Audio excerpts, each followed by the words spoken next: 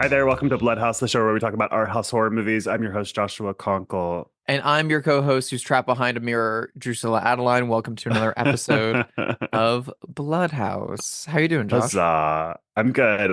I'm hopefully gonna have a nice Sunday. It's of course Sunday morning. We always record this Sunday morning like we're at church. And Hmm. then I'm seeing a play in Pasadena, and then I'm going to a dog's birthday party. So all of the cultural highlights that Los Angeles has to offer. Happy Pride, Yeah, happy truly. Pride. A dog's birthday party? Hmm. Not for the first time, I will say. I mean, I don't think it's the first time you even mentioned going to a dog's birthday party on this podcast. yeah, it's like it's also a taco party, and there will be tacos for the dogs. And the dog's dad was like, "Can Edie eat like beef or chicken or any human food?" And I was like, "No, she will have diarrhea for 5 full days if she eats one piece of seasoned beef." She's like the most sensitive little tummy in the world. All those So memes of like, I'm gonna go back in time and give a Victorian child a fucking Baja Blast and watch it die. That's those are about Edie. Edie. Edie is Yeah. a little Victorian ghost who trapped Yeah, in the she body of a really dog. is. She really is.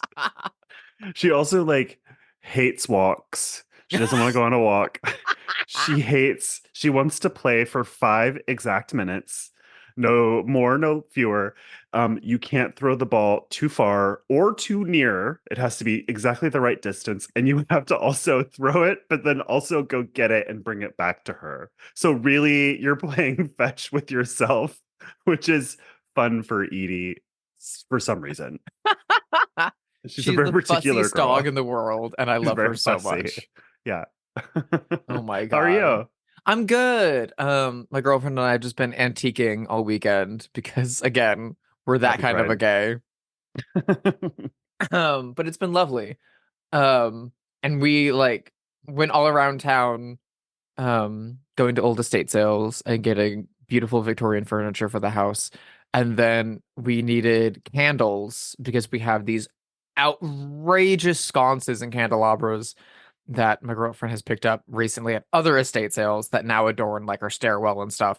Each of them hold like 5 to 10 fucking candles. Mm, It's a fire hazard, but it also yeah. feels like the set of a Hammer horror movie, and I love Yeah. it so I have much. a candelabra in every room of my house. So I feel you. Yeah. So we had to find a candle wholesaler, which is like in the middle of like an industrial district and like Hmm. way up north.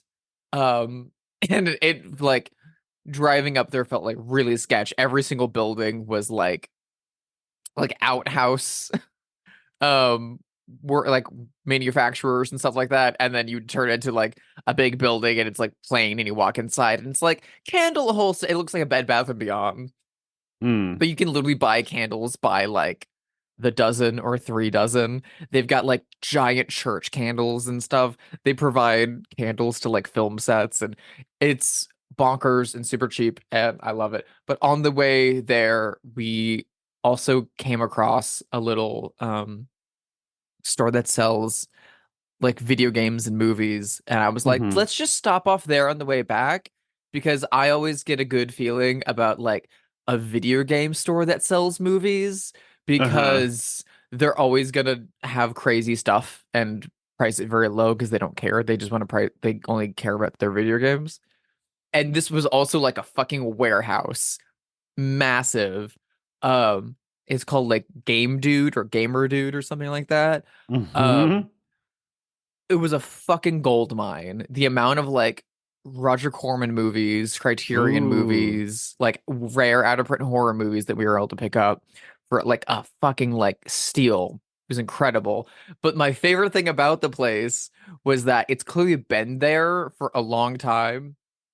And when we checked out, they've got like a couple different cashiers, and all of their computer systems are like, I don't think saw Y2K happen. They are all like a black screen with green text, and they have to like type in Y to get to each new screen, each new action. They like had to print out a whole big dot matrix, like receipt, and rip the sides off of it. Whoa. Very adorable. Love it so much. I got a copy of Roger Corman's The Intruder with William Shatner, which is my Yeah. favorite Corman movie, for $2. Whoa, that's so cool. Loved it, loved it, loved it, loved it, loved it. Cannot recommend it I'm highly always enough. looking for horror VHSs for you whenever I'm at thrift stores and places like that. And they're actually really hard to find They're hard to if you're just find. going to general places. Like I see a VHS of As Good as It Gets or Yeah. Jerry Maguire. Like that's the kind of thing that you find at a You know, Goodwill or Bulworth on something. VHS. Yeah, exactly. But never I anything cool. I know. Well, I occasionally, like at estate sales, I'll be able to find good horror tapes, or like at like Whammy or Be Kind, places that specifically exclusively sell VHS tapes will have stuff like that. Maybe Amoeba will like overprice something. But literally, I had a conversation with our former guest, Matt Landsman, who is like a big horror VHS aficionado, and he told me that he knows people that like work at a lot of the Goodwills around like Burbank and like LA and Hmm. stuff like that. And they literally, when horror tapes and stuff come in, they just take them for themselves. I see. They take the good stuff. Of course you So, would. so that stuff never even hits the shelves So it's at not places that like that that. stuff is not popular, it's that it's too popular. Exactly. It's That's great crazy. news in a Yeah. way. So that stuff is out there. It's not like lost to the sands of time. It does exist. They are in people's collections that are getting donated all the time. It's just there are actual physical gatekeepers. Yeah. Like God, I love gatekeeping. Josh's favorite three things: gatekeeping, Girl bossing. gaslighting, and girl bossing. Have you been watching anything cool? Yeah, I we went to a little horror marathon at the New Beverly recently for Memorial Day. They did an all Italian horror marathon of 4 movies.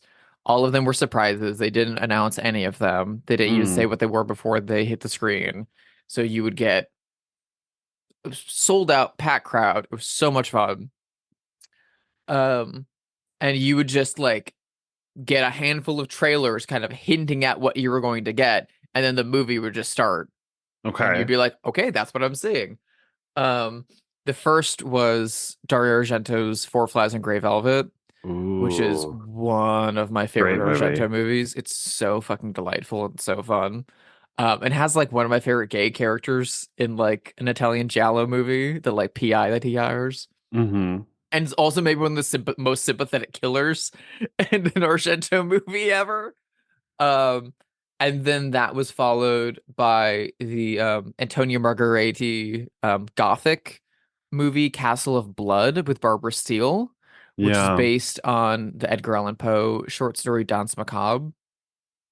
And this adaptation, Edgar Allan Poe is a main character. It's very, very funny. And I just love being able to see like big, creaky, spooky gothics like that on a big screen with a full audience, because that stuff doesn't play. It needs to be like programmed in a festival like that to like Yeah. get people to go. Um, the rest of the movies weren't absolute bangers. Oh no. The third one was a movie called The Crawlers.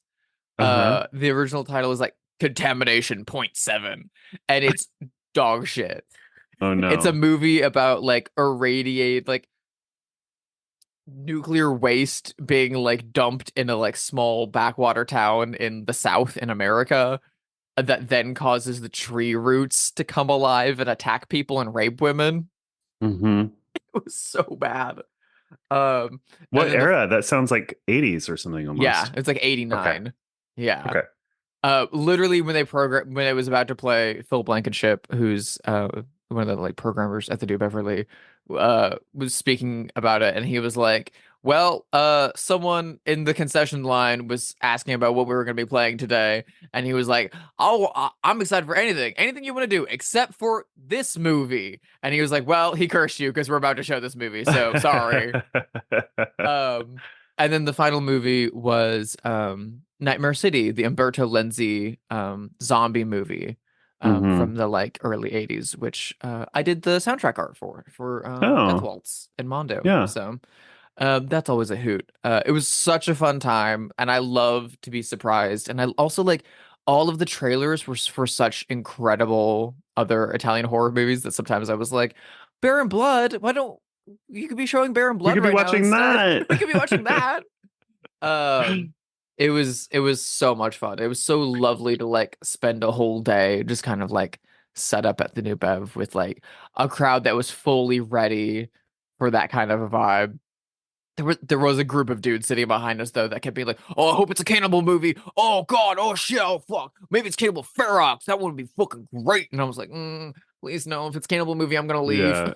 Like, no, no, thank you."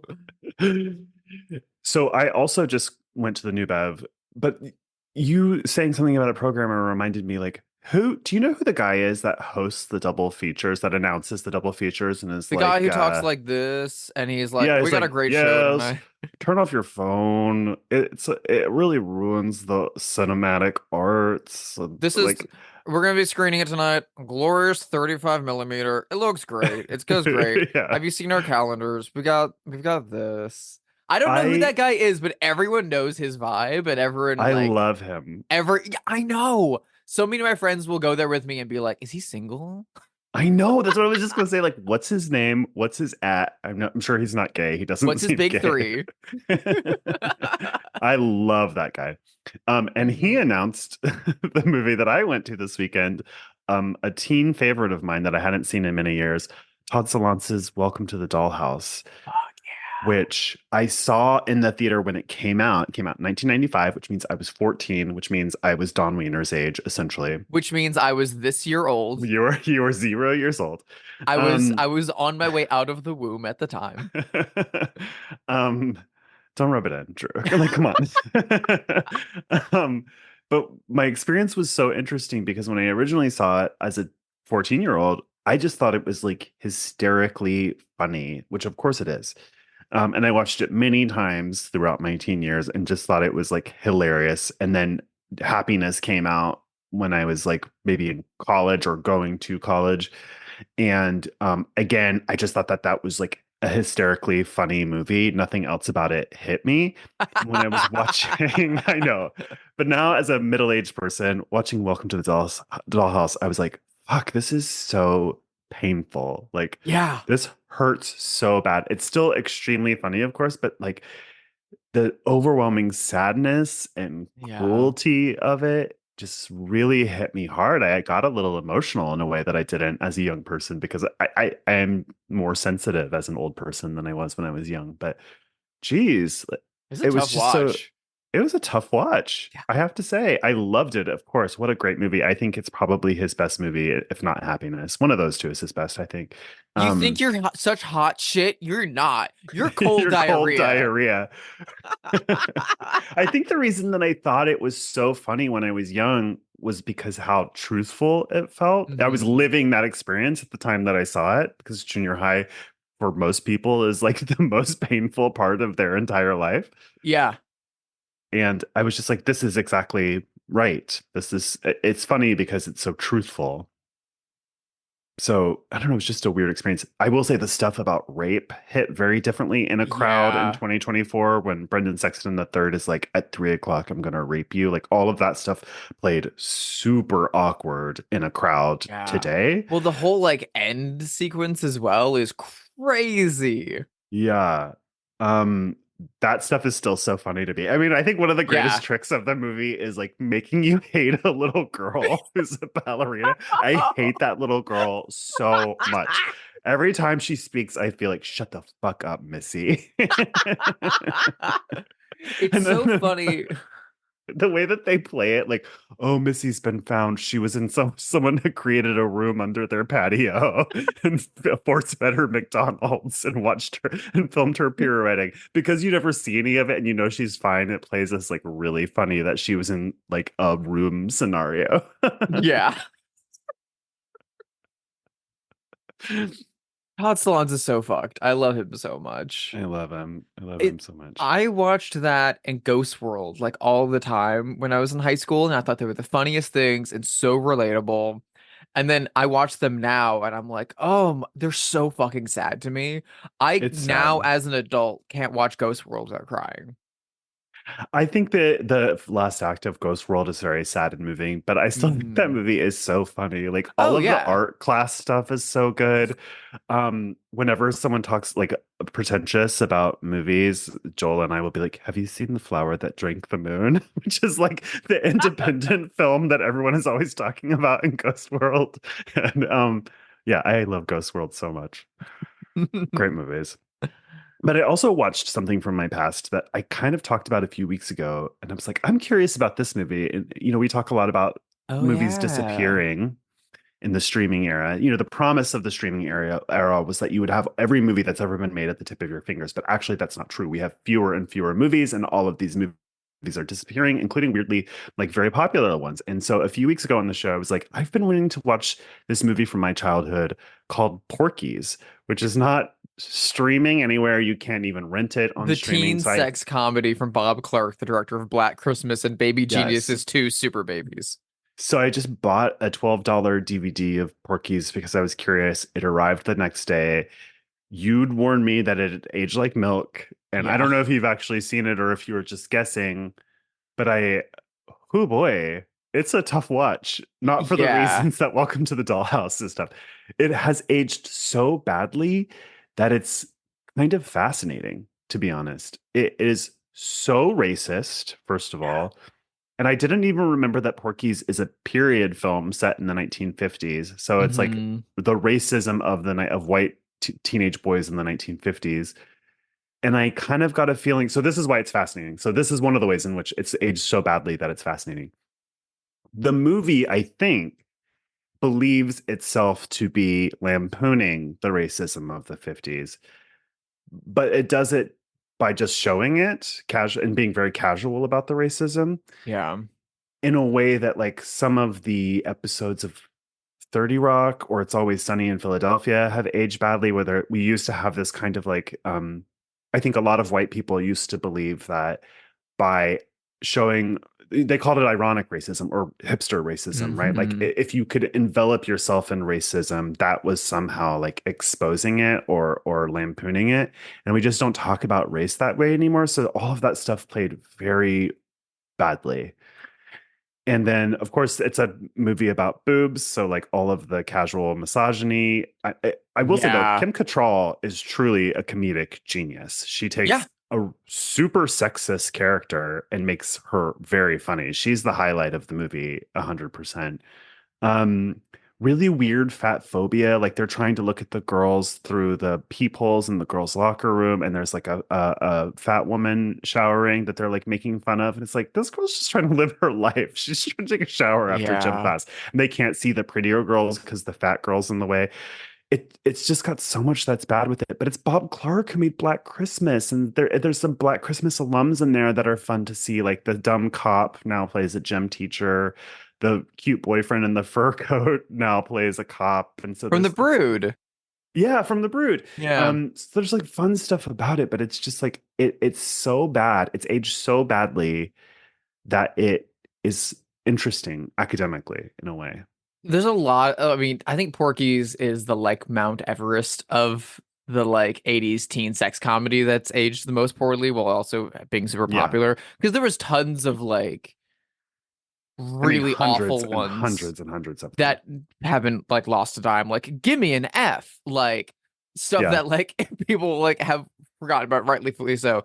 But like Porky's and 16 Candles. But the big one for me was that I saw all those growing up was Revenge of the Nerds, and I watched those all the Oh time and yeah. was like, oh Yeah. yeah, cool. And then you watch Revenge of the Nerds again, and you're like, this is fucking like monstrous. But it's Yeah. presented in the guise of we're fighting back. We're the nerds are gonna have the day. Like one of us is black and gay, so we're in the moral like we're like in the moral high ground and right. So we can just rape their girls to get back at them. And you're like, what the fuck? Yeah. It's very weird. And speaking of like the gay stuff in those movies, I think of like Yeah. Hollywood for Mannequin is like that too. He's like a black gay character. I'm not sure that the movie is like on his side. I know that they've been sort of repitched so that that's the case, but like I don't know. It doesn't feel that way to me. But at the same time, like those are some of the first queer characters I saw on screen, and so it's like Same. it was that or nothing. And so I guess I'll take that a little bit. But And also like Don Cheadle in not Don Cheadle, oh my fucking God. Cleavon Little. mm, Yikes. Cleavon Little from Blazing Saddles, who played a gay character in Once Bitten, the Jim Carrey like teen sex vampire comedy. Like a that you lot of love. those, yeah, I love that movie. It's great. A lot of those like 80s teen movies, if you got a gay character or you got a black character, they were usually the same character and they were usually extremely flamboyant, very much the butt of the joke. Um, it's unfortunate. Do you know what movie has a great queer black character in it? Is Car Wash. Yeah, yes, though they're not treated well by the movie. No, they're not, but they stand up for themselves in a way Yeah, that is really good. They have a really great monologue about it, if I remember right. It's been a long time. Car Wash is fun. It's a good movie. Yeah. Yeah. Anyway, Anyway, what about you? Have you seen anything cool? Anything yeah. better than Porky's? Try to top that. Top that. Did you watch Teen Witch? Yeah, I think you also saw this movie. I went to the theater. I went to an IMAX theater and I watched Ooh, I can't believe I forgot motherfucking I saw this. Furiosa, Yeah. baby. Yeah. There's a new George Miller joint out, ladies and germs. And if you are going to see it expecting Fury Road Part 2, uh, I don't know if you're going to be in for what you're in for, but if you go to it having loved his previous movie that everyone forgot he made, 3,000 Years of Longing, you're going to have a fucking hell of a time. So I'm assuming you loved it. I loved Furiosa. I thought it was so much fun. I thought Anya Taylor-Joy was incredible. I thought it was formerly like really wild for what the Mad Max franchise is. I thought it did some really crazy fucking shit, and I thought it like stuck the landing and earned it so well. And there's so many like big set pieces in it that I just absolutely adored. The stowaway set piece, the bullet farm set piece. And Hmm. also Chris Hemsworth's villain He's character, great. so incredible. And his little voice. Yeah, I loved him. He was the highlight of the movie to me. I really liked it. I love the world building. Mm. I would love to play like a role-playing game set in that world. Oh yeah. I love the production design. I I'm not the world's biggest like action movie fan, and I find I get bored during action movies, and I felt Mm. that during this because my brain's so rotten and backwards. Like the most exciting parts of the movie to me are the quieter, more like philosophical moments, like when Furiosa and the bad guy like actually have a standoff alone in the desert where they talk a little That bit. scene is Like incredible. that's the Yeah. best scene in the movie to me. So I was like, oh, we're getting characters like talking to each other and feeling things. Like that's when I get excited. Um, but I liked it. I liked it a lot. Yeah. I thought it's super super fun. I've seen a lot of people being like, it's not Fury Road. Fury Road's a fucking masterpiece. What's this all doing? Like, uh, I think first of all, this was written at the same time that Fury Road was written over 10 years ago. Hmm. But also, everyone kind of like slept on his last movie, 3,000 Years of Longing with Tilda Yeah, I Swinton, remember you loved it. which is very much a like very weird movie um about storytelling and about myths. Hmm. And I thought it was just delightful. And so much of that like spirit and ideology is infused into this story. Because it's no longer like big chase scene action movie. It's like a character story in the guise of a like mythological epic. So it Yeah. felt closer to like Jason and the Argonauts or some Hmm. of those old like Don Chaffee, Ray Harryhausen movies from the 60s, Hmm. done at this massive scale and in this very specific world. I had so much fun with it. I really, really, really adored it. I'm excited to see it again in theaters. I think the whole cast is incredible, and I love seeing all the touches of it because this movie is set like a handful of years before Fury Road, and like kind of connected to loosely from the like Mel Gibson string of Mad Max movies that George Miller Hmm. made.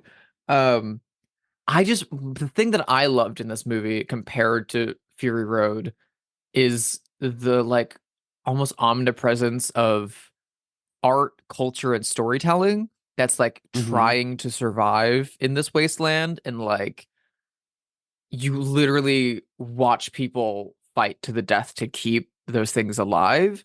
And you Yeah, watch it get them like snuffed out of existence and just like trampled over at the same time. There's a yeah, character that like is like a big warlord, but spends all of his time copying paintings exactly from like the one art book that like has survived. And that guy doesn't live long, but there's also characters that are like essentially bards that have like weird bits of history tattooed to their tattooed body. on. I loved that. Yeah. And they're like, if you learn history, you'll have like you'll never be murdered in this world because you'll be important and you'll be useful. And I don't know. I really, really loved it. I thought it was really poetic and legible, and I Yeah, I liked it thought a the lot. world building was incredible. Like I said, it'd make a killer like graphic novel or D&D game or Yeah. like it's really cool. There is a Mad Max video game, and I don't play video games, but I feel like if I did, this would kind of be the franchise I would play. Yeah, I'd buy it. Hmm. Well, let's get on to it. Today we are talking about a movie from 2013, um, co-written, edited, and directed by TV's Mike Flanagan. It is called Oculus. Truth be told, neither of us had seen this movie, and I think the truth is that we just wanted to talk about Mike Flanagan because we both love his TV shows. Is that the the short of it? Like, More or less. I mean, I we both are such huge fans of Haunting of Hill House and Bly yeah, Manor and Midnight Mass. Midnight Mass especially. Um, and I over the past like year or so have been like dipping into his features because I was mostly familiar with his shows, which, some of like Hill House he directed every episode of, but others like he's brought on other great directors to direct episodes of and like collaborate on, which is very exciting. The director of A Dark Song directed some episodes. Axel Carolyn directed some episodes of Bly Manor. Um, and so I have been working through like I watched Doctor Sleep a few years ago. Hmm. Um, I didn't love it as much as his shows, and then I watched Gerald's Game last year, which I was That kind I of mixed on. loved. I loved that movie. I really liked it, but I don't like the ending, but that's a very I Stephen King know. thing. Do you know what? Like, so I didn't watch Doctor Sleep because I hated that book. I thought it was a bad book, frankly. That's the issue with the movie is that the Yeah. book is bad. So I just like wasn't interested in seeing anyone's adaptation of that because I just Yeah. didn't like it. Um, I don't like late career Stephen King. That's the truth.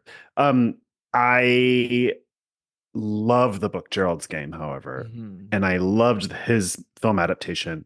And I felt similarly. I don't think that the ending works well in the movie, but it's a great ending in the book. It works very well on the page. And so I don't know why it doesn't adapt very well. I don't know if anyone else could have done a better job, but I did feel the same. I was like, oh, I wonder if you could have done a different ending to make this more It's the cinematic. confrontation scene in the ending that takes it away from me. And I understand why it works in a book because it Yeah. takes the sting away and it gives power to the character. But for a movie and for a movie like this, it's more about the emotional impact of the events of the movie. And so when you undercut what's hit you like that, it kind of like shakes the bedrock of the movie itself for me. I don't know. That's not the movie we're here to talk about. I think it's a very, very, very, very, very good movie with just one slight flaw at the end. That thing. Yeah, I felt the same. Um, Hush is a great slasher movie if you haven't seen it. I It's pretty haven't seen great. Hush. I love Kate It's pretty great. Siegel and I love a home invasion movie, so I'm really excited to watch it. Yeah, it's a good one. Um, I think of the three Flanagan features that I've seen, Oculus is the best. Me too. I loved Oculus. Yeah, I really, really, really loved it. And before we hopped on to do this episode, we kind of had a discussion after having finally watched the movie as to like, well, does this movie like even actually fit within like the purview of like what we talk about on the show in terms of it being like art house horror? It is like a Blumhouse produced movie. It is very much like WWE as well. I know. WWE. This is the first like WWE produced movie that we've discussed and maybe the only. I tried to look into WWE's involvement because this movie was independently produced and financed by Intrepid Pictures, and then it was Mhm. sold at TIFF. Um, s- to Blumhouse and stuff like that. So I don't know if like WWE got involved at that end, and I don't know how or why. It's Yeah. odd. Um, but I mean, I don't know, kudos to them. But, it's very much like post Insidious and post The Conjuring, like Hmm. Annabelle, those kinds of movies. They came out 2013. Those kind of like haunted object movies were doing really popular at the time, usually some kind of a family drama, and they always have the formula of like quiet, quiet, quiet, bang, jump scares and stuff like that in Hmm. them. So this movie is absolutely in that pedigree, but I do think that it stands outside of that in the same way that like earlier this year we talked about the movie The Others with Nicole Kidman, Yeah. which again, like Hollywood blockbuster type horror movie, but was able to like sidestep some of the conventions and then be something unique and artful and interesting and have like a director's like intention and statement to it. I think that's absolutely here in Oculus, and we have the like benefit of time of like having seen Flanagan's output post this, and the through line and the Hmm. themes between this and Doctor Sleep and Hill House and Bly Manor is all there.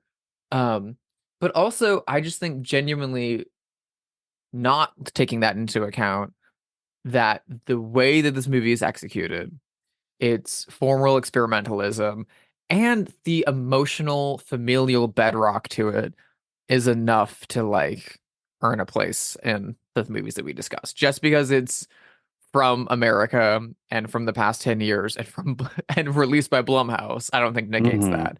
Um, I think if this exact same movie had been in Polish and been from the same era, we'd be talking about it in the same. Totally. You're And right yeah. about that. I didn't think about that. Yeah, this movie is formally experimental. It has two timelines that we're cutting back and forth between. He does really interesting things with match cutting Hmm. and stuff like that that I really appreciated. Synopsis wise, this movie, like I said, it's two timelines. In one timeline, there are a brother and sister who move into a new house with their parents, who are Rory Cochrane from Dazed and Confused and Empire Records, and their mom is Katie Sackhoff, who better known as Starbuck from Battlestar Galactica. And they have bought this new antique mirror that is corrupting their parents, basically turning their parents into monsters, essentially. And that timeline ends in tragedy. Cut to 10 years later, the brother is being released from a mental institution. He now believes that everything that happened in the house is made up. He is delivered to his sister's care, but his sister still believes. And apparently, they made this promise to each other when they were still children that they would end this once and for all. So she is an antique dealer. She has acquired the mirror and is holding it in their childhood home for them to destroy it. And she has an elaborate system set up of like alarms that go off. So this alarm goes off, we take a drink of water because the mirror has been known to dehydrate people. This alarm goes off, we eat because people have starved to death. This alarm, every hour, my husband's going to call me to check in. This alarm, a kill switch goes off and a thing comes down to stab the wall where the mirror will sit. So all of these like systems are in place. So she has this elaborate plan to destroy the Just mirror. And camera so set up watching it too. yes, camera setup. And so we're just like cutting back and forth between these two timelines. And I mean, that's it, right? Would you? Yeah, I mean that's it. It's a haunted mirror. Yeah. Mirror got ghosts in it. Yep. There's a very long like history to the haunted mirror and all the people that have been connected with it and all that kind of stuff. Um, and from there we kind of watch the two timelines unfold towards a like they kind of meet in the middle and dovetail together and have like share a conclusion. I Yeah, I think it's more or less it. It's a spooky house mirror movie with He does a lot of stylish things. Like there's a lot of things where like the kid and the adult actor that plays them are in the same room in the same shot, like witnessing something, Mhm. or a lot of interesting match cut things where like I don't know, like the kid will lift their hand to their mouth and it matches like the hand comes down and now it's the hand of the adult actor. Just stuff like that. A lot of this kind of stuff that he would do in his Haunting of Hill House, Haunting of Bly Manor. He does a lot of that sort Mhm. of stuff too, like the famous 12-minute long scene without cuts from Haunting of Yeah. Hill House. Like he does a lot of that kind of stuff. One of the things that I find so very beautiful and impressive about this movie is that we start with um a scene from the past, which is then explained as a dream by the adult son's therapist, played by Repo Man's Miguel Sandoval, Hmm. who's one of my favorite character actors, and it was such a delight to see him pop up in this.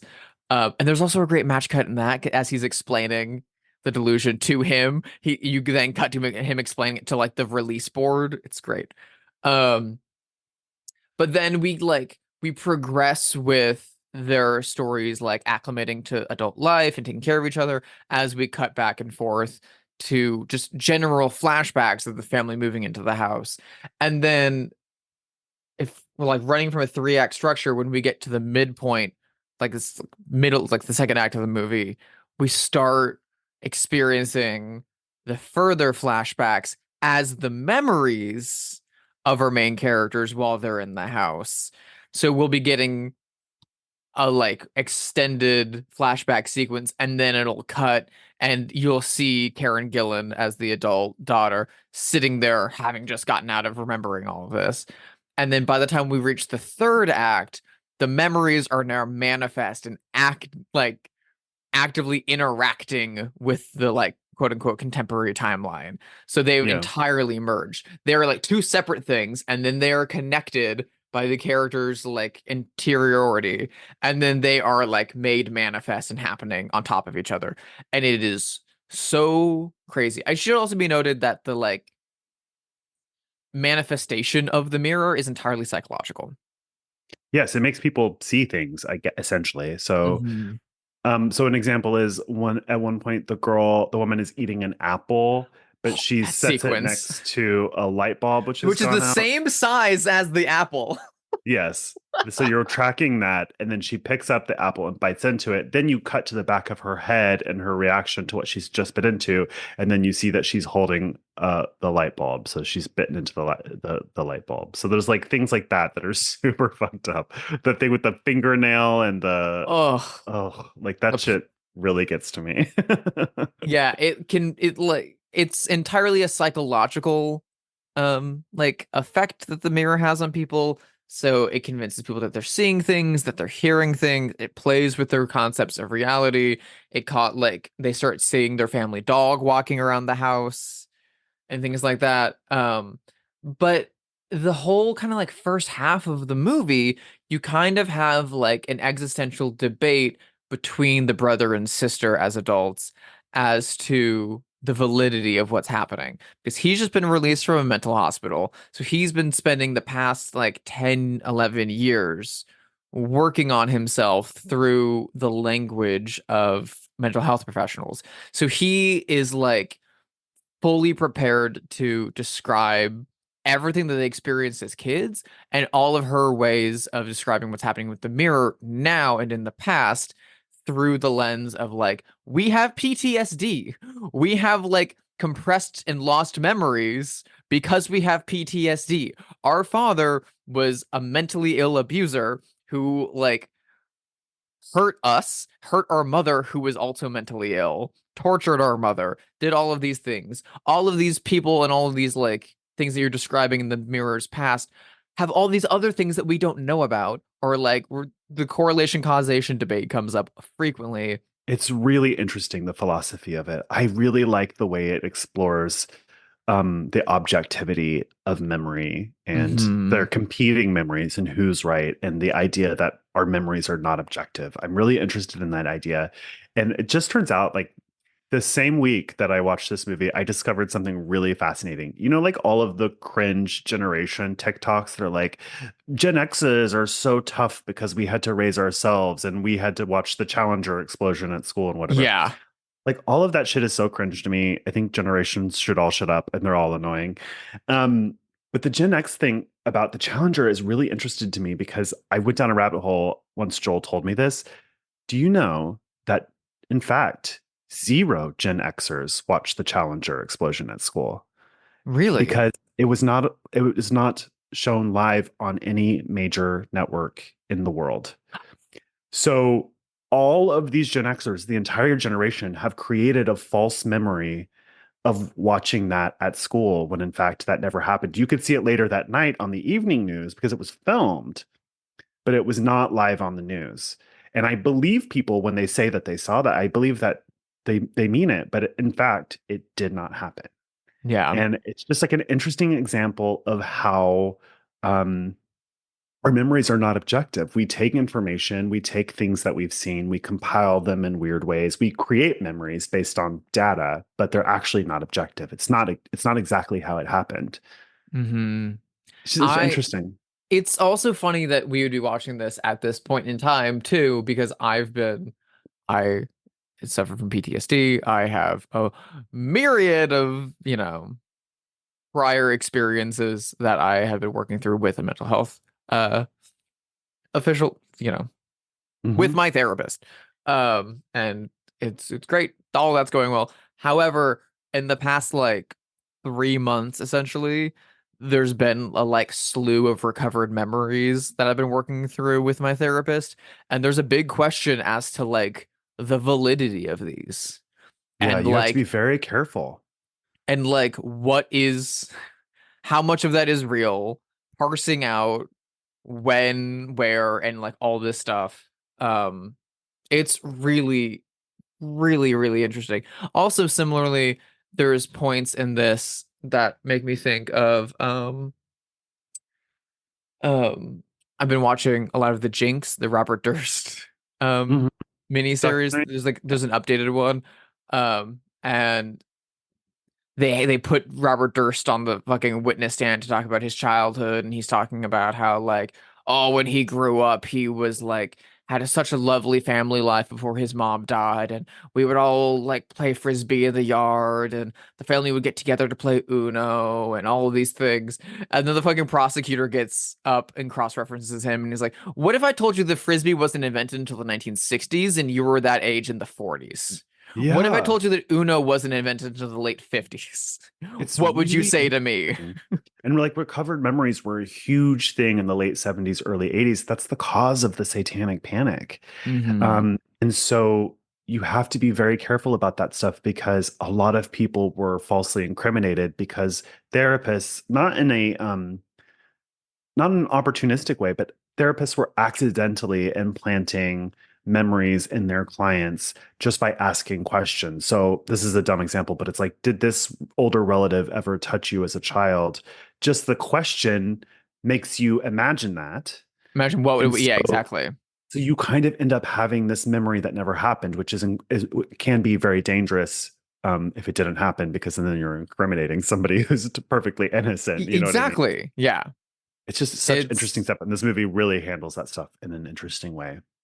and it's something that I'm like deeply, deeply, deeply fascinated in. And it's also something that's extremely scary that Yeah, like our concepts of reality are that fragile. Just on yeah, like a day-to-day basis, and that's just the process of our brains and age and time. And I don't mean age in terms of like dementia, Alzheimer's, things like that. I just sure. mean like the standard process of going from being 14 to being 34. Your perception of being 14 is going to change when you are at 34. Like, it's just very, very, very fascinating to me. And I should also say, like, this is Mike Flanagan. This is like a lot of dialogue. And Hmm. fucking Karen Gillan and Brenton Thwaites give such incredible performances because the whole first half of this movie, they are just like pages and pages and pages of dialogue. And Karen Yeah, Gillan is like running through them. She's got her camera set up in the room, and she's got like all this exposition, like research her character has done over the past 10 years into the history of this mirror, and she just rattles it all the fuck off. And then he has all this psychological research that he has to rattle off. And that's all the first half of the movie. And it's done so compelling. And they get yeah, through those scenes so all in one take. And then the latter half of the movie, they are like dialed up to an 11 terrified and have to be interacting with nearly nothing. This movie feels like television to me in a way, and I don't mean that in a pejorative way. I just think, I think Mike Flanagan's a very gifted filmmaker, but I do think his gifts really lend themselves to television. He's really good Hmm. at dialogue, he's really good at character, and he's really good at character relationships. And all of those Yeah. things matter much more in television than they do in film, arguably. So in a lot of ways, this feels like television. This could be fleshed out to be a season of Haunting of very easily, because of all, you could just go into the stories from the past of all the past victims. It's really easy to Hmm. imagine a miniseries version of this. I love his stuff. I mean, I feel like his shows are the thinking man's American Horror Story. You know what I mean? Very Like, much so. I don't watch American Horror Story. I gave up on that with such a quickness, but every time he comes out with a miniseries, I'm right there because it's like so sophisticated. The writing is so good. People complain about his monologues, but I'm just like, how annoying is I it's that complaint is annoying to me. I love his Yeah. monologues. I can't imagine an alternate universe where Mike Flanagan is like a celebrated American playwright because he does write like a playwright in some Hmm. ways. His focus on character and dialogue, I guess. I just think that he's so good. I think this movie is so good. I one of the things that I really, really, really loved about this movie is that none of the tension or the fear or the suspense or the shocks come from what you would expect in a Blumhouse produced ghost movie about a scary mirror. Yeah. None of it is like quiet, none, like none of it's that stuff. You'll occasionally get like the main ghost in this is played by Kate Siegel, Mike Flanagan's Hmm. wife, who's like a featured player in a lot of those shows. Oh, And was that she's Kate very, Siegel? I didn't yeah, realize. I it's didn't Kate know that. Siegel. Yeah. Mm. Where with those like mirrored contacts, Hmm. horrifying. Well, white contacts that are then like CGI'd to look like mirrors. So I love the, Yeah. the, the ghost eyes from mirrors. That's so cool. Um, but for the most part, all of the dread in this movie is set up through very like Hitchcockian De Palma level suspense. There's a very like process based setup to like we have alarms go off at this time. We have the calls coming in at this time. We have the dead man switch on the big like anchor that's going to swing down into the wall at this time. All of this is set up. It works like a clock. It's all independently powered. The like all the supernatural stuff can't affect this. This like you can like rely on this to happen. And so it's constantly like ticking in the back of your brain and you were like made very aware of the space and the location. They shoot so beautifully with steady cams in this movie in the same way that they would in Hill House and all that stuff. And it's so fluid. You understand the layout of that house so perfectly that when they're walking around to set up the little independent light sources all around the house, you know where everything is. When someone kicks a potted plant and the shards go everywhere, you know where that is, which is so essential for what they will later do with Yeah. all the I psychological play. Earlier, you mentioned the movie A Dark Song, which we covered last year, a movie that I really liked and you liked a little bit less. And if I remember right, your criticism of it was that, it's ostensibly a process movie. You're going to do this long Hmm. ritual and we'll see if it works or not. But we're never told what the ritual is, so we don't know how successful they are at following that process. Whereas in this movie, the process is very clearly lined Very out for clear. you so that you know when she's fucking up the process or not. And so you are on the edge of your seat, like, oh, you forgot to do this, or this is coming, or you know what I mean? So Hmm. the movie really does a good job of setting up that process so that you know when it's being subverted or messed up and that something bad is going to happen. And it's pretty great. It's very, very, very satisfying. And the other thing about it is that when you are given kind of the groundwork and setup for this movie, you don't know what the mirror has done. You don't know the extent of what has happened in the past. You just know the vague things that are told to you by Karen Gillan about how prior owners have died. So you just know that like some kids were drowned in a well, a woman's like was found having like beat her like torso in with a hammer. Like some guy lost like 300 pounds. Like all this stuff is like really weird and disparate. So you don't know how all this works. So when she says, I have this clock and I have this clock and I have this clock and we eat and we drink and then the hammer swings down and we have this camera and this camera and this camera, you're like, God damn, she's researched and she's got her shit together and this is fucking smart and she's got it like going. And then the more you get into the movie, you're like, this isn't a good plan. Yeah. The further you get in, you're like, no, no, no, no. If you knew all this stuff, this is a bad plan. As soon as they introduced the kill switch, I was like, uh-oh. The kill switch is a good plan In if theory, you set it and walk the fuck out of the house. exactly. Yeah. I have a bone to pick with this movie, and I meant to mention this during our episode on Mother a couple of weeks ago. It makes my skin crawl in movies when characters call each other baby, because I've never heard anyone do it in real life, and it's super gross to me. I don't know why. I call my partner babe. It doesn't bother me when people call each other babe, but I actually don't believe anyone calls their spouse baby in real life. Is that crazy of me? It makes me sick. I know plenty of people who do. Really? Baby? Sorry. Yeah. I hate it. It makes me sick to my stomach. I hate it so much. And my other criticism is similarly stupid. Nothing to be done about it. But the wonderful lead actress in this, her bangs are growing out and her hair is Karen really Gillan? awkward. Yes. Yeah. Clearly she's growing out her bangs. I'm sure every woman has been there. But I was like, It's at an "Oof." awkward stage.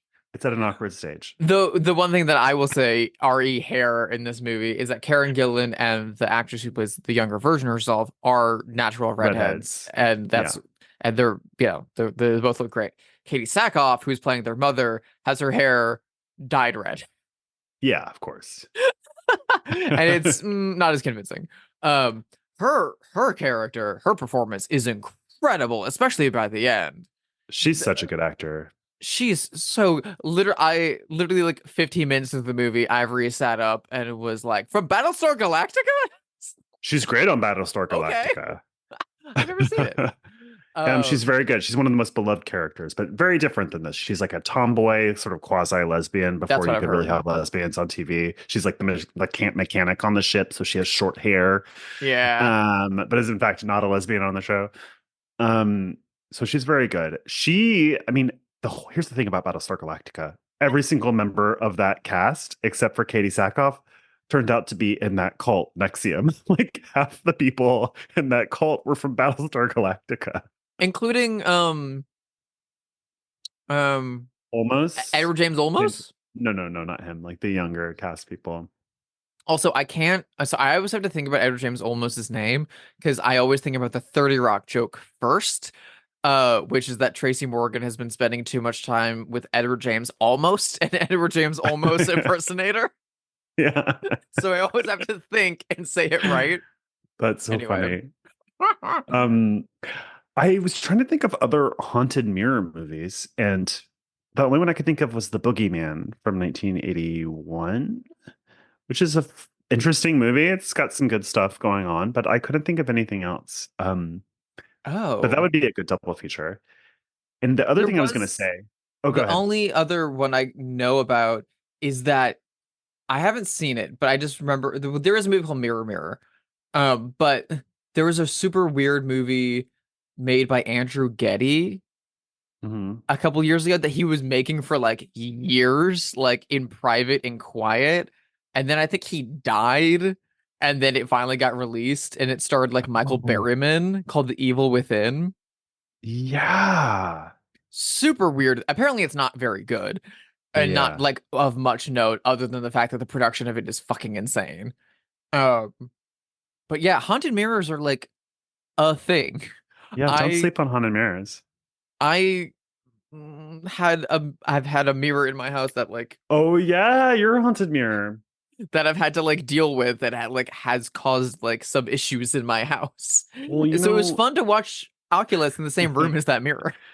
Mirrors have like a very important place in all kinds of different traditions and like witchy traditions. It's an interesting thing is like where I come from in Appalachia, when someone dies, you cover all the The mirrors, mirrors. Yeah. which is also a thing in the Jewish tradition, which is completely isolated from Appalachia. So it's like, how did these disparate cultures all come up with the same thing? That's interesting. So yeah, mirrors are hella witchy and weird. That's for sure. I also want to talk about the design of the mirror in this really Hmm. fast. Um, I've seen a lot of people on Letterboxd be like, "Well, I'm fine because I would never have that ugly fucking piece of shit in my house anyway, so That's whatever." a gorgeous mirror. That's a gorgeous mirror. Fuck y'all. Yeah. That is a Yeah. crazy, ornate, insanely huge mirror, and I love it so much. Yeah. I I love mean, the way I that love Karen Gillan mid-century talks to modern it. as much as anybody does, but I'm not against a beautiful Gothic mirror at all. No, like the idea that like a middle-aged software designer in 2004 or whatever would just put this in Yeah. his office is so funny to me when he's like, I'm fine with IKEA, whatever. That was such a funny role for him, for me, because I'm just so used to him as Slater from Dazed and Confused, like the Yeah, long-haired stoner, or Lucas from Empire Records, like the philosophical ne'er-do-well. he's really So I've good in never it. seen him. He And is, you yeah. can absolutely see why watching Oculus, Mike Flanagan was tapped to direct the sequel to The Shining. It's very much like kids running around spooky ghost house from scary evil dad. Like Yeah. it's The Shining, basically with a mirror. Yeah, basically. And I also really love that they never explain the root of the mirror or really Hmm. exactly what's going on with it. Despite all the exposition, you don't get like a lore dump where it's like, there was a woman who died and then she possessed this mirror. And, like you don't get anything like that. And I like that. Yeah, read an interview with Mike Flanagan where he was saying that he really loves the writing of H.P. Lovecraft, and he finds the scariest thing about Lovecraft is the The unknown. unknown, and so Yeah. that like it's easier to like let the audience's mind do what they will with it rather than Yeah. be like, he was an evil spiritualist who worshipped the devil, and when he did this blood right sigil onto the mirror, he locked his evil essence inside of it. Exactly. Yeah, It kind of has exactly. that quality of like not this bit because this movie is more normal than these movies, but that quality of like Picnic at Hanging Rock or Yeah. Lake Mungo, where just nothing is ever explained. I really appreciated this about the I movie. also it's a gut punch of an ending, but it's a Yeah. really, really beautiful ending in the way that it dovetails together. And you have so much hope throughout the movie that you're like, she's doing it right. This is all right. This is gonna work. There's no way this can't work. That as soon as it goes bad, it goes very bad indeed. Um, and like I'm honestly impressed that there isn't an Oculus 2 because it feels like there absolutely would have been. It made a lot of money. It made like $44 million on a tiny Yeah, 5 budget. million budget. That's Um, it made 5 million and it's on its opening day. yeah. That's It's impressive. it deserves it. It's very well made. That actor, Brendan Waits, what is Thwaites. his name? Brenton Brendan Thwaites. He's Brendan Australian. Thwaites. That's what I was gonna say. I was like, I watching that movie 5 minutes in, I was like, in my heart of hearts, in deep in my bones, I know that this man is Australian. I don't know what it is. I have a gift. I can spot. I know if someone's Australian from 100 feet away. Is it because you I don't- lived in New Zealand? Well, New Zealanders would be really mad if you said that because they consider themselves so different than Australians, That's which what is no like, no no. I know that. That's what I mean. That's what I mean. Is you spend enough yeah. time in New Zealand to spot an Aussie. Maybe that's it. I don't know what it is, but it's just like I know, like when I watched Evil Dead Rise, I was like, this feels Australian. Like all these people, this is Australia, not Los Angeles. And I was right. While I was watching this movie with Ivory, the like opening credits came up and his name came up, Brenton Thwaites, and Ivory was like, Brenton Thwaites, and I was like, $10 says he's Australian. I looked it up. I'm like, Yeah. yep, he's great at it. He's very, very good at it. Yeah. Anything else to say about this before we move on? I think this movie is a hoot, and I will also say of all the movies we've watched, for this show, this might be one of the most that I've had to look away from the screen, Yeah, it's which is like scary. It got very, me a few very times. impressive. It might be the scariest thing Mike Flanagan has made. Could be. Yeah, I'd buy Like that. there's very scary stuff in his shows, but it's always rooted in like a deep emotional thing. But this is the closest he gets to like shock out moments in Yeah. a lot of stuff. And also I gotta say, for the setup of Haunted Spooky Mirror, they get every possible angle in there. They really, really pack it in. It almost feels like a first film in that way. That like every Yeah. angle and every opportunity is taken advantage of. And Yeah. I had a lot of fun with this. I was very, very, very pleasantly surprised. Me too. Well, let's play Have They Seen It, the game where we speculate wildly whether notable figures have seen this movie. I've got somebody fresh in mind. So Oculus is Latin for eyes, Hmm. and you have to Google Oculus film when you Google this, because if you don't, Oculus VR headset is going to come up, which is now Oh called the God. Meta headset. But it was created by, Mark Zuckerberg. So do you think that Mark Zuckerberg has seen Oculus? Not only do I think that Mark Zuckerberg has not seen Oculus, I think he has an Oculus style evil haunted mirror in his house. I think you're probably right. I think it's stealing his soul. Have you ever seen that weird photo of Mark Zuckerberg at the beach where he's wearing like the white cream on his face and he's Yeah. staring into camera like a deer in the headlights? It's such a weird. It's like it has the quality of the photos of Sasquatch that people have gotten over the years, like surprised to be photographed. It's so weird. I don't think he's seen this. I No, think I he's doubt just it. I don't think he watches horror movies, but if he does, I think he watches like Annabelle. Like, I think tech people don't like movies or don't care about movies, I should say. I don't think that they care about art. yeah. And I've heard this from my friend who is the artistic director of a very important theater in San Francisco. And they're surrounded by tech. And he was like, Hmm. we cannot get those people to come see a play. Like they are not interested in art. No. All they're interested in is like working in tech. They like working in tech and they like video games. Yeah. That's their downtime art. If they like video games, maybe like TV. But like Yeah. there was a glut like around like 2010 through like 2015, 16 of TV shows directed at Silicon Valley. Hmm. There was literally the show Silicon Valley, Yeah. and then there was oh God. There was another like comedy one that was on like Amazon Prime or something like that. And then there was Halt and Catch Fire, which is very good. Yeah. I've But heard that's like great. there were so many of those for like a like very specific period of time. Because I think they were literally catering towards Silicon Valley money and we're like, hey, Yeah. this is I like you, saw. right? You should pay us, make the A thing. couple of weeks ago, I was given a document that had all of the major streamers and networks in television, and it outlined what they were looking for, like kind of what their mandate was, what they were really hungry to produce in terms of television, and what their absolute non-starters were.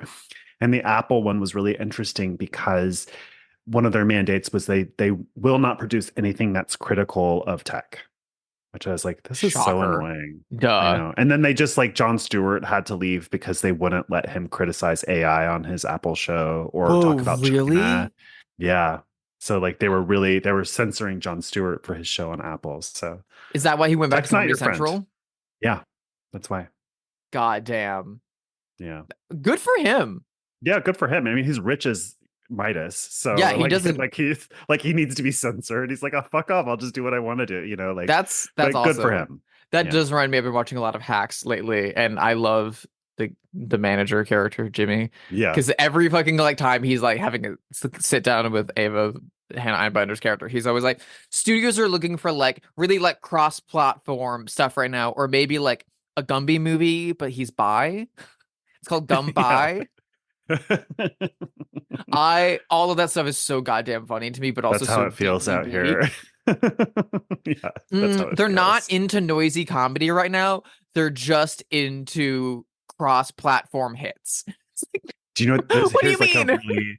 here's a really dark term that I keep hearing, which is called second screening. Yeah. So there are all these people who want TV shows to be more boring because people aren't really paying attention to them. They're really looking at their phone, and the TV is just there to be like Ooh, comforting noise. It's like, oh, that's so bleak. I hate that. I Hate deeply it. hate that. So Mark Um, Zuckerberg's a no. Mark Zuckerberg's a no on all counts. Okay. No matter what the question is, he's a no. Um, I've got one. Okay.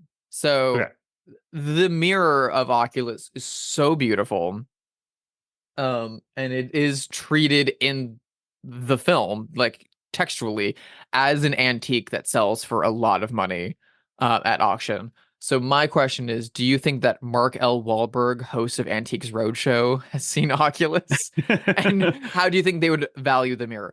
Let me also say Okay. that if this movie was put out by like Warner Brothers or like Universal or like a bigger like distribution team, they would have made a little like short like promo video where they Oculus Mirror went on Antiques Roadshow and they like try to get like they would have done a little thing like that for social media if that this movie had like a bigger marketing push behind it and Yeah. like a social And I media would love to presence. see that. I would I would love to love to see see that. that. But do you think he has seen the movie? I adore him, of course, but I don't think so. I think he's too soft and gentle to have seen this. Yeah. Um, he's great though. I think the mirror in the story would be incredibly value. It starts at $10,000 at the auction, so we get a sense of its value in the movie. I think the actual prop of it is probably really cheap. Like I bet if you're up close, it's like made of foam or something. You know what I Yeah. mean? Just because I've been on a lot of sets, so I know that in person it would look really shitty and cheap. But it starts at $10,000 in the movie, so you don't know how. I don't think it shows how high it goes, but more than Yeah. 10,000. So I mean, it is now the mirror from Oculus, so it could probably go for a minimum of 5, if not probably yeah, 10. I'm sure. I'm sure. Also, apparently, it pops up in Haunting of Hill House as like just a piece of decoration in the Oh. house. Also, really quickly about the like production design of this movie. This is something that I think I picked up on about this movie, but there's so many like playing with perceptions of reality that I would have to watch it again. Let me ask you, um, in the flashback sequences to like the family living in the house, and the mirror is hung in the dad's office. Was it Mhm. just me and my mind playing tricks on me, or did they rearrange the dad's office multiple times? In the past, because In the it's past, it's because he has the desk facing a window on the far side of the wall, right? On the left mhm. side of the wall, and then the Oculus mirror is like right in the middle. I feel like sometimes they'll walk into that room and the dad's desk will be on the right next to the window. I And then didn't. sometimes they'll walk into the room, the dad's desk will be on the left next to the wall. You're right, actually, And he'll be because there's looking many to the scenes where left at the mirror and he'll be looking to the right at the mirror.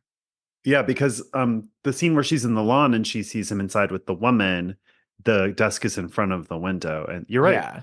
You're absolutely right, I I think. remember one scene where like he's sitting at the desk and we're shot like a close up on him from the desk where he's talking to the kids and like telling them not to come into this room. And the Oculus mirror is to the left. But then later when they come in, he's at his desk and the Oculus mirror is to the right. So it's like they're doing a mirror flip of the room occasionally. Yeah, I think interesting. so. And it's the empty room where they put the mirror in the present as well, so you're Hmm. always in that room basically. And we have cameras from either side that she has set up. The like reveal when they walk in and the cameras are facing each other is so fucking scary.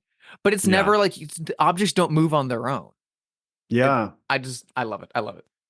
Anyway. So Mike Flanagan had this deal with Netflix for a long time. Now his deal is with Amazon, and Hmm. he has this connection to Stephen King from Doctor Sleep and other things. He was in the works. There was a Carrie miniseries Oh my happening God. from Mike Flanagan at Amazon, but I think unfortunately it's not moving forward for some reason. But that makes me wonder, do you think Sissy Spacek has seen Oculus?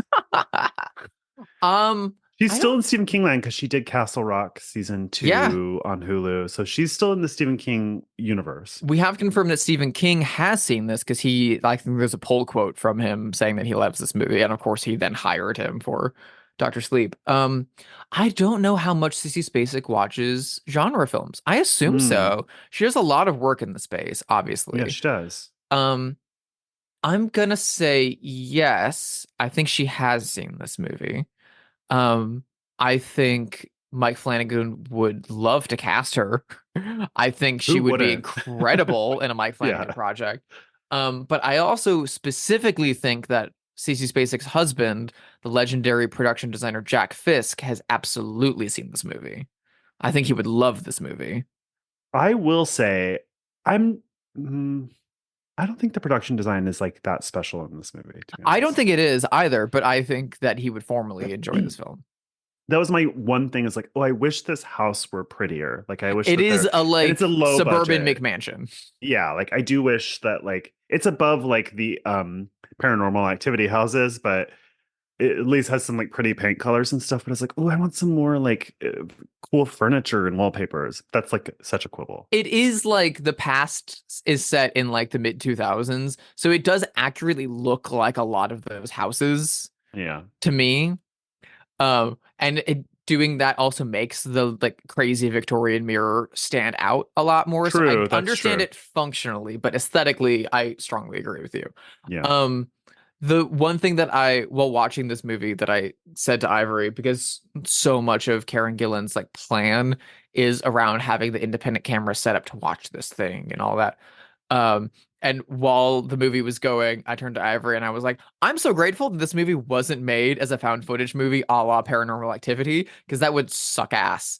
It would suck so And it bad. wouldn't make the like actual impact of the movie work at all, because that's all about Yeah. perception. And then you have to have the cameras there as objective reality, kind of in the way that Lost Highway uses them. Or are they objective reality, or are they also subject to be manipulated? Um, but apparently Mike Flanagan was offered to make this movie by a lot of bigger budget studios, because it's a remake sort of a short film that he had made. Yeah. Um, and every single one of them wanted it as a found footage movie because Paranormal Ugh, Activity did so well, and he of said no. course. And Yeah. Intrepid was the one company that was like, "We'll make this only if you don't make it a found footage movie." Good for them. Good for them. Um, yes, I have one final person. So the most recent news about Mike Flanagan is that it has officially been announced that following the poor box office reception of Exorcist Believer, that Universal has tapped Mike Flanagan to make the next movie in their Exorcist film series, since they bought the rights to Ooh. the franchise. Um, my question is, now that both William Friedkin and William Peter Blatty have since passed away, they were Mm-hmm. both alive in 2013. Mm-hmm. Do you think that either Blatty or Friedkin saw Oculus? My gut says Friedkin yes, Bloody no, but that's based on absolutely nothing. What do you think? Um, I, you might be right about that. I think Friedkin absolutely saw this movie, Yeah. and He I seems like feel he would like like it. I definitely think, especially like post Bug and stuff like that. Yeah. Freaking well, and also like Boys in the Band. Freaking has such a like connection to theater Mm-hmm. and a like respect for the genre that I think he absolutely would. I mean, he was a very cantankerous older man, so who's Yeah. to say he would enjoy anything other than umami burger? But Yeah. like What do you say umami burger? William Freakin famously really loved umami burger for some It's reason. pretty good. I will say it's pretty good. um anyway, um so I think he would like this. Blatty, I think, would also really like this. I don't know if he Yeah. would have seen it. I mean, he passed in Yeah. 2017, and this movie was kind of at the time marketed and is seen as kind of a like lower tier, almost like red box movie, Yeah. post like Insidious and stuff like that, which is a shame. It's far better than the movies that it's marketed as an imitation of. However, I don't know if it would have gotten to his doorstep, but like having seen like movies that Blatty directed, like The Ninth Configuration and Exorcist 3, I think he would love this movie. I think he would really dig it. I have a question. Does Redbox still exist? I haven't Yes, seen it one in a long does. time. Yes, it does. I was recently in Long Beach and I went to a Vaughn's and there was a red box out in front of it. Oh, yes, there is one in front of the Vons in Echo Park. That's Yeah. right. I've There never are still like rented grocery from a stores. Redbox. We There's something about them that feels like, I don't know, off-putting to me. It's probably classist. Well, it's not. I mean, maybe if that's how you wanted to put it. We rented from Redbox around when Blockbuster was still around. Like I think Blockbuster was starting to fade out of existence, and red boxes were Hmm. popping up at like CVS and Yeah. O'Malley's and Marsh in Indiana, and we would rent stuff occasionally from there. But it felt cold and impersonal, and that's why I didn't like it because it kind of reminded me of I think the issue that I had with Redbox is part of the issue that I have with AI is that like it feels like it's cutting human beings out of a process that I think it's important to have human beings in. I Yeah. know it feels really funky. I remember vividly renting the Paul Thomas Anderson movie The Master from Redbox. Well, I'm surprised that you could get that because I was going to say, I was like, I feel like there's nothing I would like to watch in a red box. Like, I'm sure there's no Onibaba in there. It's going to be Kung Fu Panda, which I'm good on missing, like, Yeah, it's always like the newest releases. I feel like occasionally they would be like Spotlight, a classic, and it would be like Charlie's Angels, and you're like, that's from 2000. yeah. Um, but like I think when like they would also have like 5 slots for like an Avengers movie and then 1 slot for like here's a new release from a big director. And so they had The Master in there, and I remember getting it, taking it home and watching it with my whole family, which was a mistake. Um, but the DVD was corrupted, and the whole thing played with like an all green wash to it. Yeah. And so we turned it off after 15 minutes of him jerking it on the beach. Uh, that movie rocks. Um, anyway, I haven't rented from Redbox since, and I'm kind of shocked it's still around. But I don't Yeah. know. They did better than Movie Pass apparently. Well, thank you for listening to this episode of Bloodhouse. If you liked it, please rate it wherever you listen to podcasts. You can email us at bloodhousepod@gmail or follow us on Twitter or Instagram at bloodhousepod. Drusilla, what are your socials? You can follow me on Letterboxd if you look for Drusilla Adeline or Sister Hyde. You can also find my art and buy some of my art over at sisterhydedesign.com. And if you want to follow me on Instagram, it's Hyde Sister. I am over there. What about you, Josh? How can people see you through the mirror, the black mirror that is their phones? Oh my God, Charlie Brooker, what a Uh, genius. What a metatextual. Oh my God, I fucking hate him. Never mind. How can people follow you? at Joshua Conkel on Letterboxd, Blue Sky, or Instagram. Another first time watch for both of us next week. I'm very excited. What are we viewing? We are traveling back to South Korea. We are returning to one of South Korea's best genre filmmakers, Kim Ji-woon, who gave us A Tale of Two Sisters last year, maybe the year before, and also is the director of great genre movies like The Good, the Bad, and the Weird, and the Johnny Knoxville Arnold Schwarzenegger starring action vehicle The Last Stand. We will be watching one of his most notorious and upsetting films. We will be seeing I Saw the Devil. Very excited and nervous for that. Mhm. Bye. See you then.